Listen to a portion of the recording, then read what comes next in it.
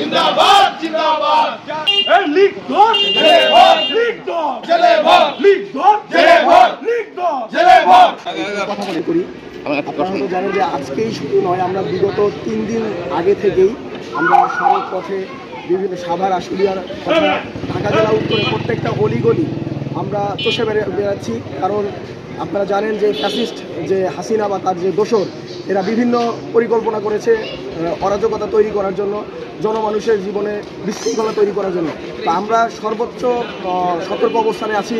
ঢাকা জেলা উত্তর জাতীয় যুবশক্তি আমরা কোনোভাবেই হাসিনা বা হাসিনার দোসরদের কোনো রকম মানে ওরা যদি কোনো ধ্বংসাত্মক কোনো কিছু করার ইচ্ছা পোষণ করে থাকে বা পরিকল্পনা করে থাকে, প্রত্যেকটা পরিকল্পনার দাঁত ভাঙার জবাব আমরা দেওয়ার জন্য প্রস্তুত আছি।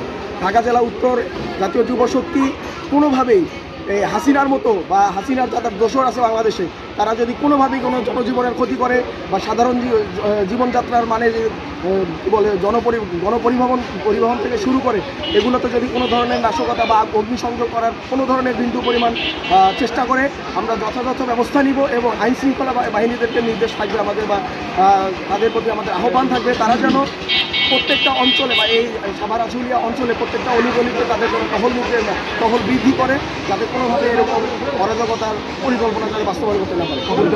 আমাদের জুলাইয়ে যে অগ্নি সংযোগগুলো ঘটিয়েছিল, এটা কিন্তু এখন স্পষ্ট যে এই সংযোগগুলো কারা ঘটিয়েছিল।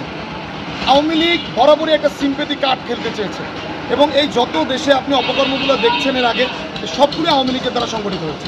এবং আমরা বর্তমানের পরিস্থিতি যদি আপনি জানতে চান, সেটা আমি একটা কথাই বলবো যে ছাত্র জনতা এবং প্রতিটা রাজনৈতিক দল এই যে আজকে ওদের লকডাউন কর্মসূচিকে আমরা ঈদ হিসাবে গ্রহণ করেছি, যে আওয়ামী লীগের ইস্যুতে আবার আমরা সবাই ঐক্যবদ্ধ হয়েছি। কোথাও যদি কোনো আওয়ামী লীগের দেখা পাই, আমরা ওর জীবনকে জাহান্নাম বানিয়ে দেবো, এটা বলে দিলাম আমরা।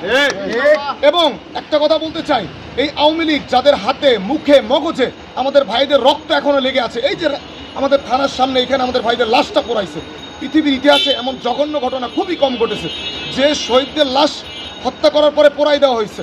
তো এই জঘন্য কাজগুলো আওয়ামী লীগ করছে এই সাভার আশুলিয়ার মাটিতে। তো আমরা বলতে চাই, আমাদের জাতীয় নাগরিক পার্টি এবং যুবশক্তি ও আমাদের ছাত্রশক্তি এবং প্রত্যেকটা অঙ্গ সংগঠন, আমরা আওয়ামী লীগের ইস্যুতে খুবই শক্ত অবস্থানে সাভার আশুলিয়ার মাটিতে কোনোভাবেই আওয়ামী লীগকে মাথাচাড়া দিয়ে উঠতে দিব না। আপনারা জানেন যে আমাদের সাভার আশুলিয়াতে প্রায় 1 কোটি মানুষের বসবাস। সেই হিসাবে প্রশাসনের যে লোক আছে, আমার মতে এখানে আরও 20 গুণ প্রশাসনিক লোকজন ইনক্লুড করা দরকার এই এলাকা কন্ট্রোল করার জন্য। সেক্ষেত্রে প্রশাসনিকভাবেই আমাদেরকে বলা হয়েছিল যে ভাই, আপনারা যারা ফ্যাসিবাদ বিরোধী সংগঠন যারা আছেন, তারা অন্তত আপনারাও খুব সজাগ দৃষ্টি রাখবেন, যেন আপনারা যদি হেল্প করেন তাহলে অন্তত এখান থেকে অরাজকতা বন্ধ করা সম্ভব। কেননা প্রশাসনের যে পরিমাণে লোক আছে তার তুলনায় এখানে আমাদের যে এরিয়া এবং যে পরিমাণে লোক বসবাস করে, সেখানে যদি একটা ঝামেলা হয়, প্রশাসন চাইলেই কিন্তু ওখানে আধা ঘন্টা বা 1 ঘন্টার মধ্যে যেতে পারে না। সেক্ষেত্রে যদি আমাদের প্রতিটা রাজনৈতিক দল এবং আমাদের যে নেতাকর্মী যারা আছে, তারা যদি সজাগ অবস্থায় থাকি, তাহলেই এই দেশের শান্তি শৃঙ্খলা বজায় রাখা সম্ভব।